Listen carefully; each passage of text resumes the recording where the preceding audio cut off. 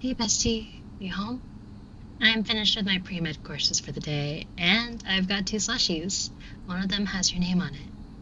Figured we could turn on the TV and watch the newest season of that Netflix show you wanted to watch. I'm sorry, what was that? Your voice was muffled.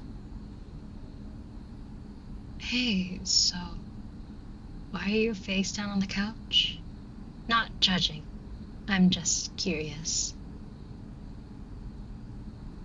Yeah, I know who that is. Another friend of yours, right?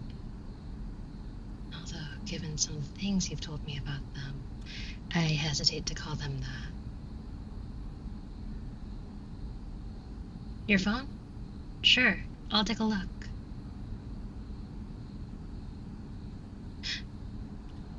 This is absolutely vile. To think they would say these sort of things about you, while demanding you support them.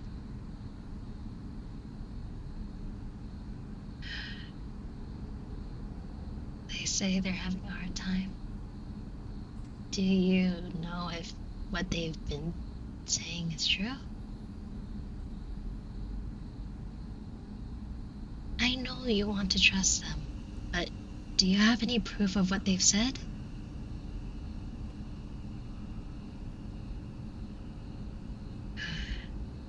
I see. Whether it's true or not, the worry won't go away. Well, I have my doubts, but I won't fight with you on that. Sit up. Scoot over. I want to talk about this with you.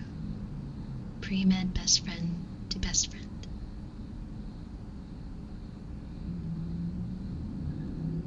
Now, you say that you trust what this person is going through. Do you really believe everything they've said?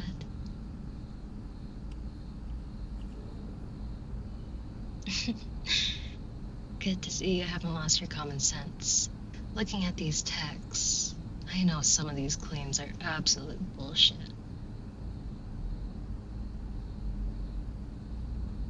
Because I know you, and I know you aren't the type to hate someone just because you don't answer a few texts. Not to mention, I'm friends with a few of the other folks they mentioned. That's right. The bad things this person is saying don't line up with my experiences of those people.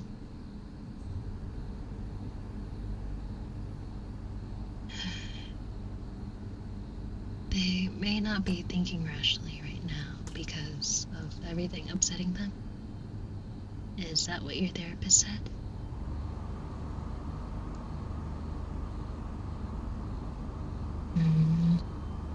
If they are telling the truth about being upset due to recent events, that is a possibility. But they are still treating you unkindly.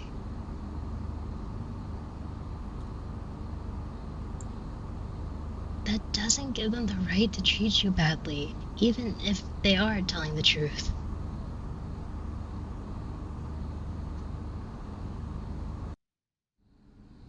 Yes, your therapist is right. In an emotional state, people struggle with regulating their emotions and thinking about how their actions affect others.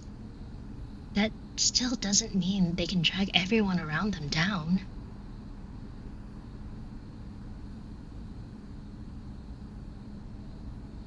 Did you forget I'm a pre-med psych student? We've covered this topic before in my classes, so I know enough to recognize that your therapist has a point.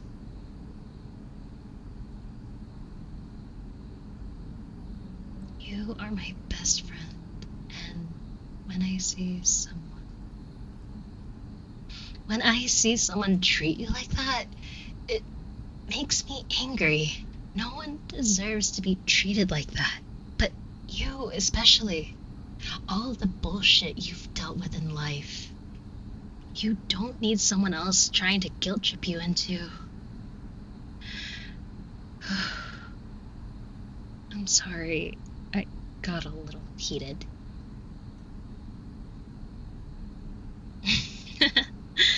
I thought I was the one dealing with their bullshit. You are, of course, but I'm still angry about it, as an outsider.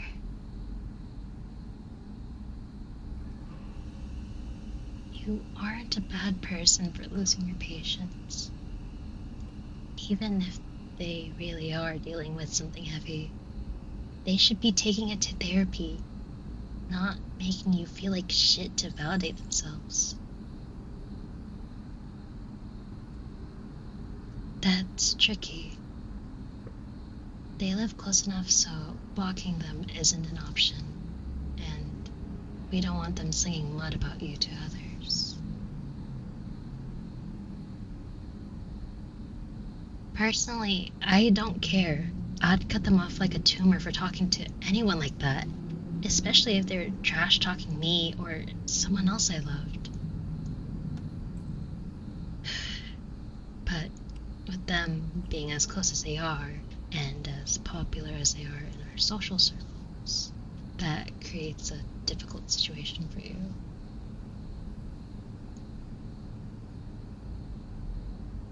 Have you thought about grey rocking them? Grey rocking. It's a term. Well, it isn't recognized by any major studies, but anecdotal evidence suggests it is useful for distancing yourself from an abuser or a narcissist. I know you're reluctant to label them as abusive, but even without the distinction, I think grey rocking will help you in this situation.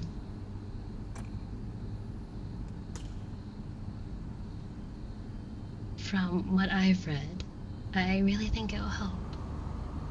The attacks on your character and the way they keep fixating on past mistakes. What they want is an emotional reaction from you, since it draws you in.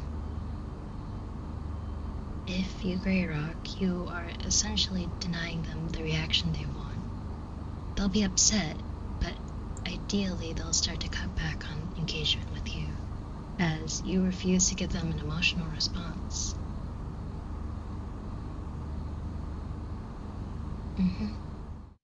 Just get comfy, and I'll walk you through the necessary steps.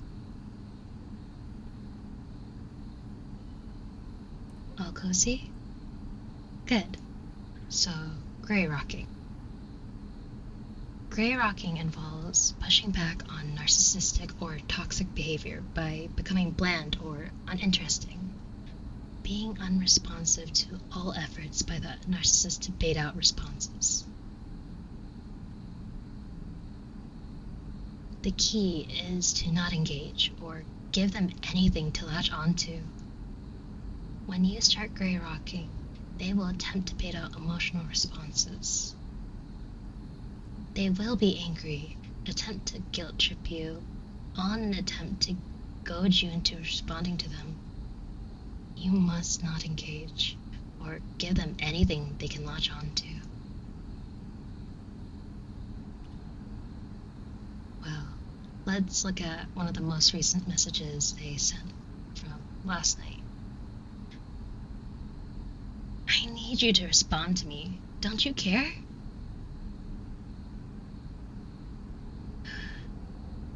It looks like in the moment you responded with a very emotionally charged assurance that you did care and were just feeling overwhelmed, which they latched onto and downplayed your pain in comparison. Next time they say something like this, try a more neutral response. Something like, I'm sorry, I had a busy day today. Or, I had another commitment I needed to keep.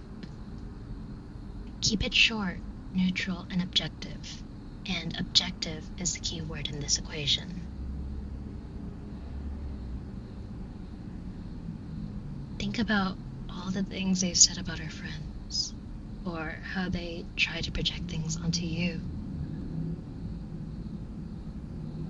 One one of the key tactics a toxic or narcissistic individual uses to control the narrative is making you question reality. They'll impose emotions or events on you that go against what you know. Even if you know what they say has no basis, it can make you question yourself, putting just enough of a distorted view out there with enough emotion that you start to feel like you may be in the wrong, and that is how they lure you in. If those events involved a few of your other friends and you feel uncertain, ask them what they remember. Keep yourself grounded and do not let them distort your memory of what happened. It's one thing for them to reveal how they really felt about something. It's another for them to insist on something you know wasn't true. Do you understand? Good. Now, bestie, I need you to promise me something, alright? Thank you. If this strategy doesn't work and they continue to have a negative effect on your mental health, please cut them off. Shh. Let me finish. You don't have to cut them off forever. Just for a little bit so you can recover. You can't let that person drag you down. That isn't fair to you. So if you need to cut them off, do so. If you want to reconnect, you can try, but make sure you have a plan to do so. Tell them you care about them, but it cannot come at the cost of your mental health. And they can't put you in an unfair position just because they feel awful.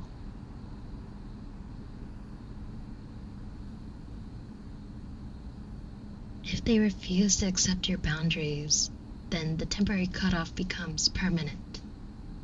Even if they are in a bad place, that's an explanation, not an excuse. No one has a right to step over your personal boundaries. Everyone has that right.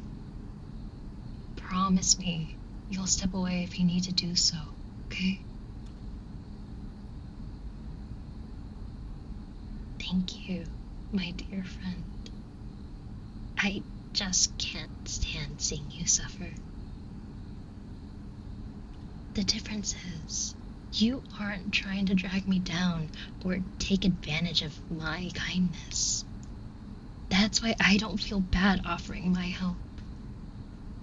You feel overwhelmed, you want help, and you know not to drag the people who care about you down. Besides, you know how much you mean to me, so I'll be here for you. I promise.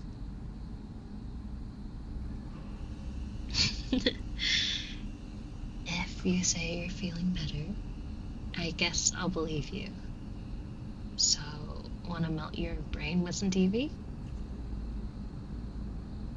Why don't you put on that show and I'll make us some popcorn? Don't let it get too far, otherwise I'll keep asking questions, alright?